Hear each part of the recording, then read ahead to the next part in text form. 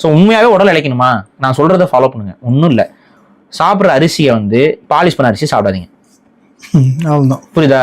நீங்க வந்து பிரவுன் ரைஸ்ன்னு சொல்லக்கூடிய பாலிஷ் செய்யப்படாத அரிசியை வாங்கி சாப்பிடுங்க. அதுல ஃபைப்ரஸ் கண்டென்ட் அதிகமா இருக்கும். சாப்பிட்றதும் உங்களால அதிகமா சாப்பிட முடியாது.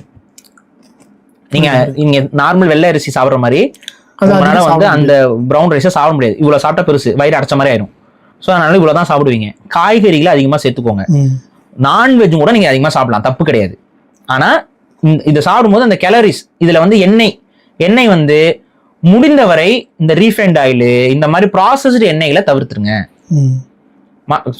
சாமானியமாக மரச்செக்கில் ஆட்டுன எண்ணெய்களை சாப்பிடுங்க. அதுல கொழுப்பு அதிகமாக இருந்தாலும் அது வந்து உடம்புக்கு ஒன்றும் பெரிய கெடுதியை உருவாக்கிறாது.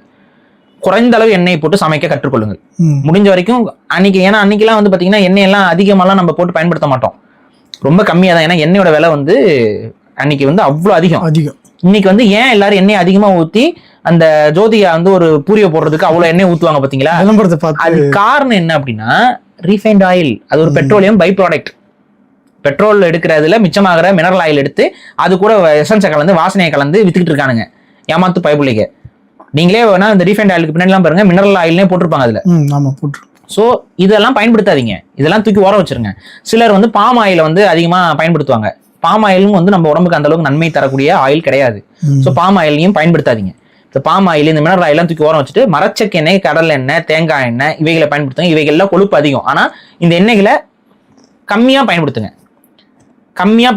நீங்க அப்ப பண்ணும் பொழுதுதான் உங்களுக்கு வந்து ஆரோக்கியமான உணவு நீங்க சாப்பிட ஆரம்பிக்கிறீங்கன்னு அர்த்தம். அது போக பசிச்சா உணவு உண்ணுங்க, பசிக்காம சாப்பிடாதீங்க.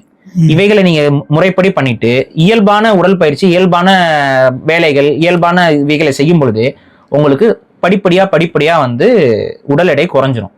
இதை மனசுல வச்சுக்கோங்க, வேற எதுவும் பண்ணாதீங்க.